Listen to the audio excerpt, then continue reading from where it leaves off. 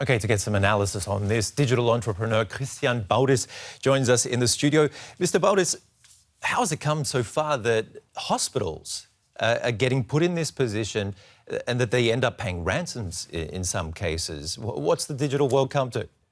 Yeah, it's a little bit unexpected because you don't expect that to happen with hospitals, but every data point, connecting point, where there's a lot of consumer data connected and served is an actual point of hacking attack. So it happened in a hospital. People release personal data, and then they want, as criminals, they want money for giving data back. That is something which can happen in a bank, in every institution which has consumer data. Sure, but a perfect target in this case because hospitals are more vulnerable. I mean, if a staff member opens up a file that's got ransomware in it and it's suddenly connected to something like a heart pump or an insulin regulator, and that's shut off, I mean, suddenly our lives are at stake, aren't they? Yeah, this is exactly the problem. So as far as I read, a new research which was issued a couple of weeks ago said that 50% of all small and medium-sized companies in Germany are not aware of the fact of the digital risk. They don't have a digital strategy, they don't have a proper IT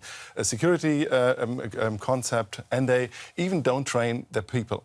So this is the normal entry point is the email. And an employee doesn't know how to handle an email perfectly. So it looks like that the employees haven't been trained right. So it's very important that we do those steps in those companies which haven't built a digital strategy yet. And to bring it back to the healthcare sector, why aren't hospitals being as diligent as they should be? I mean, experts are saying this is a no-brainer. Hackers see this and it's open game.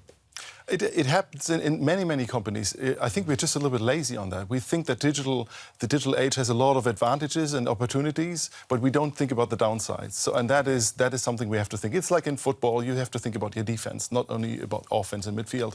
And that's something which a lot of companies miss, and they have to change that. Okay, so it's like playing a football game without defense. Exactly, not good Many stuff. goals. We don't like that. The goals are fantastic, but not these sorts of goals that we're talking about.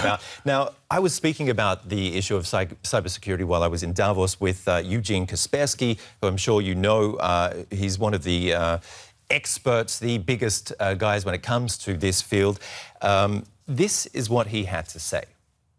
Unfortunately, there are cyber criminals attack individuals, businesses, governments. Unfortunately, traditional crime is coming to cyber. So we see that cyber criminals and traditional crime, they join the forces in some cases. And I'm really afraid of cyber terrorism, cyber sabotage, because it's quite a very logical step. Next step, the terrorists joining cyber as well. Do you agree? I mean, we're talking about companies being prepared, governments being prepared. Same thing, same issue. I 100% agree with Mrs. Kaspersky on the fact that everything which is digitized has a certain risk, as the same way as driving cars has a risk. So, you know, everything we did also in the analog world has always a downside. And of course, we will probably face a time where troops of hackers of states will fight troops of hackers of other states, because there is the digital opportunity to do that. And we have to protect ourselves. So, of course, it's a duty to every government to be aware of the fact and to prepare itself. Mr. Baudis, OK, we'll come back to you in a moment. First of all, as you heard, their governments definitely have to do their bit. Otherwise, our bits and bytes could be the next target. So to the Baltic state of Estonia, a digital pioneer. High-speed internet everywhere, the most startups per capita in all of Europe, and a very clever education system.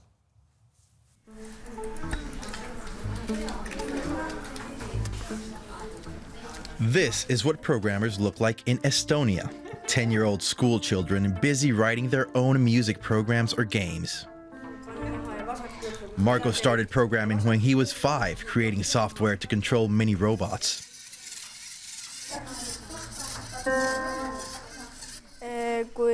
When you develop software, you have to be very precise so that the robot does exactly what you want it to. I want to become the best programmer in Estonia, bigger than Skype.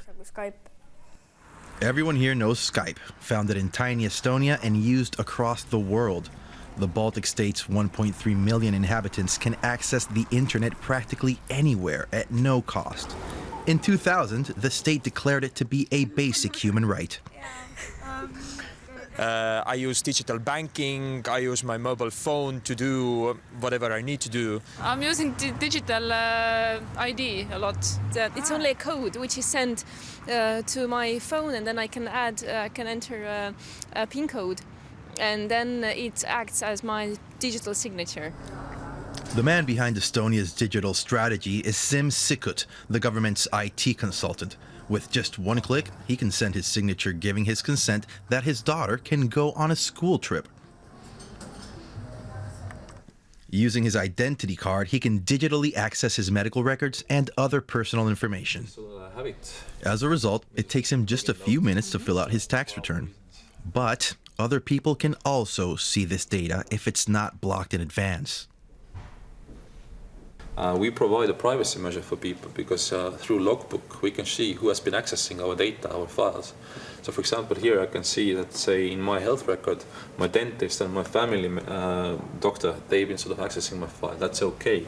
If there was somebody who I think had no business with my health record, I can make a data protection claim, and we have had policemen fined or laid off and nurses fined if they looked at data they shouldn't have. He estimates that the state saves around 500 million euros each year because the authorities can work much more efficiently online. But this also makes them vulnerable. In 2007, Estonia was subject to a cyber attack. Now they want to provide a fail-safe by backing up their data abroad. If something should happen in Estonia, for example, with digital signing or, I don't know, our government, other systems going down, for example, whether it's a natural disaster or we have some conflict or whatever. So basically, our government could still function, our services could still function because we would have the systems and data backed up abroad. We can basically run them from a foreign server. In this climate, one startup is springing up after the next. It took these developers just 18 minutes to set up their company. There was no need to make appointments with the authorities or a notary.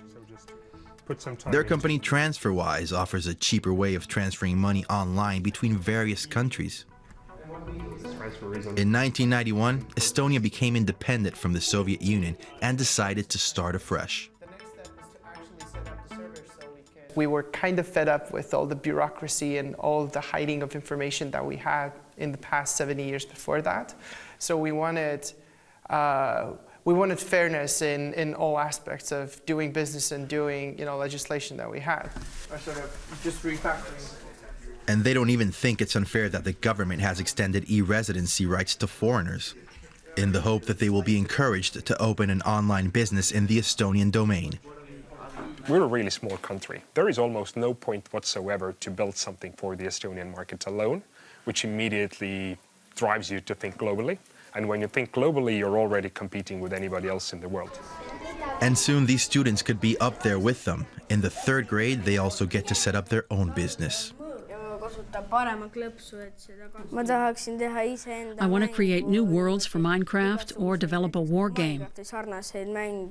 Or I'll start my own YouTube channel and provide commentary on the games in that way. Almost all of these children want to set up an online company. But then what else would you expect in Estonia? So, Mr. Baudis, starting very early on in life there, which is good to see. What's your assessment of Estonia as a whole and its battle there to get online? I think it's an inspiring approach. It's very risky, as they're very entrepreneurial. They manage this process very entrepreneurial, which you don't expect from governments normally. So I think there's a lot of inspiring things happening in Estonia. I'm not sure if we can cope everything, but most of the parts I think is great. Think about e-voting, elderly people, handicapped people, not going to the polling station anymore. They can vote from home. So it's a lot of advantages, which I think is great. But one little thing, having everything on one little chip? Yeah, that's a risk. I wouldn't do that. You can only do this, you can do this for 5 or 10 years, but imagine you have to do this for 40, 50, 100 years. To keep a sustainable IT security process running, you need also an IT police, so to speak. You need a high standard in that circumstance. So I think that is the biggest challenge. Okay. Honestly, I wouldn't do that. I wouldn't cope that to every country. So I would be a little bit more careful on this one.